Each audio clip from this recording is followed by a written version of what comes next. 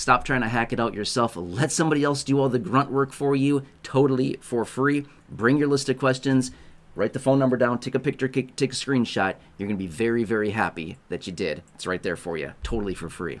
All right, anyway, let's talk about this group here. 1961 birth year and after, 65 and under is essentially obviously the same group. I'm just saying it a couple different ways so we all know who we're talking about here.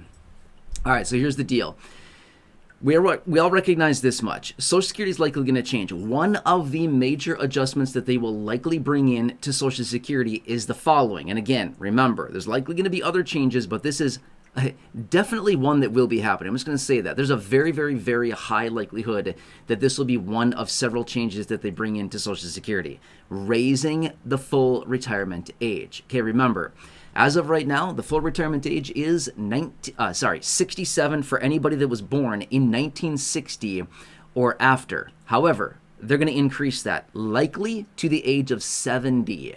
So what this means is that they're going to push out the goalpost. In other words, pushing out the age in which somebody can qualify to get their full Social Security retirement benefit, okay?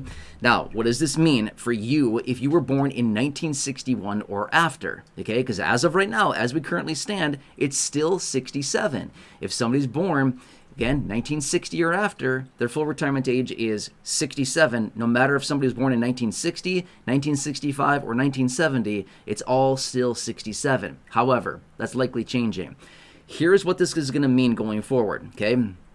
If you are in this situation, here is how they will likely structure this, just like what they did for everybody born between basically 1954 and 1960, is what they do is they raise the full retirement age by 2 months for every 1 year that somebody is born after the subject year. Let me give you some examples because you might be thinking, I don't get it. Like, what do you mean by that? Let me give you some real examples here, okay?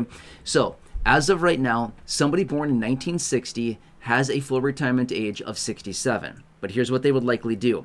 Somebody born in 1961 would have a full retirement age of 67 and 2 months. Somebody born in 1962 would have a full retirement age of 67 and 4 months. Somebody born in 1963 would have a full retirement age of 67 and 6 months. Somebody born in 1964 would have a full retirement age of 67 and 8 months. And the list goes on and on and on and on until they reach, again, the full retirement age of 70. So essentially what it's going to do is going to push out the full retirement age by 2 months for every 1 year that somebody is born after 1960. Okay, that's what it's likely going to do. Now, you probably hear, the arguments that are out there. Some lawmakers are saying this is a backdoor way to cut Social Security. Okay, I'm just going to say this. This is not a political video. I'm not here to advocate for either side, either political party or a political affiliation, nothing like that whatsoever. But let's just say it how it is. It's not technically cutting Social Security. I want to be 100% fair with this because you see the headlines out there. You see the arguments from both sides. Some people say it's cutting Social Security. I just want to be fair. It's technically not cutting Social Security. They're not coming in and saying, we're cutting your Social Security for everybody born in 1961 or after. It's not technically cutting benefits. But what it would do, here's the truth behind it. Here's what it would do.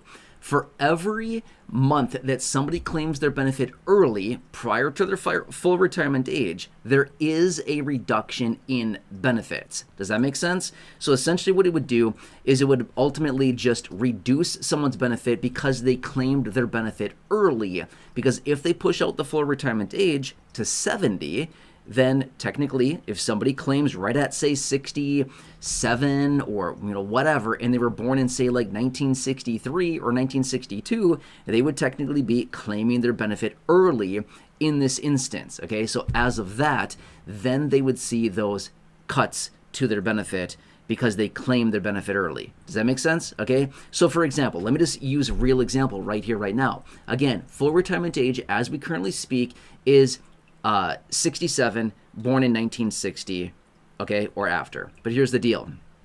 As you recognize, you can claim your Social Security retirement benefit as early as the age of 62. So technically 5 years early. You could take it 5 years early. However, as of right now, if somebody has a full retirement age of 67 because they were born in 1960, and they choose to claim their benefit at 62, their benefit will be cut by 30%. That's what it comes down to. The math suggests a 30% cut to benefits if they claim their benefit 5 years early. And again, I'm not here to say it's good or bad. I'm saying it's your money. Choose when you want to take it. It's totally 100% up to you. There's nobody out there saying you must take it at this date, this year, at this age, something like that. No, it's your money. If you've qualified for it, take it whenever you want. It's yours for the taking whenever you choose. However, this is just one of the rules within Social Security that states if you claim your benefit prior to your full retirement age, there will be the reduction in the benefit.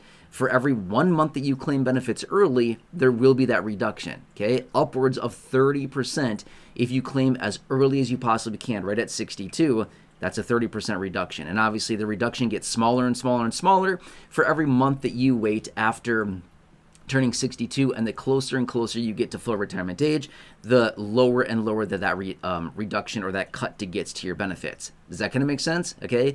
Now I also want to point out as well, this is not the cut that we're talking about in regards to the trust fund running out of money or becoming insolvent. That's something that's totally different. That is basically a cash flow issue within Social Security as not having enough money to pay out the benefits. This is something different, which is a penalizing, that doesn't make any sense. This is a penalty for claiming benefits prior to full retirement age. Does that make sense? Okay. So anyway, that is how they would likely structure this, because again, I'm sure you've seen all the headlines out there, especially over the last couple months here when we received the 2026 Social Security Board of Trustees annual report that came out in early mid-ish June. I believe it was on June 11th, by the way, is when that report came out. But ever since then, there's all kinds of headlines out there talking about Social Security and some of the plans and the reform. But remember, I would anticipate this. There's multiple different proposals out there to reform Social Security. And again, we need reform. We need to have it reformed. Otherwise, it's going to be an ugly day when insolvency actually hits.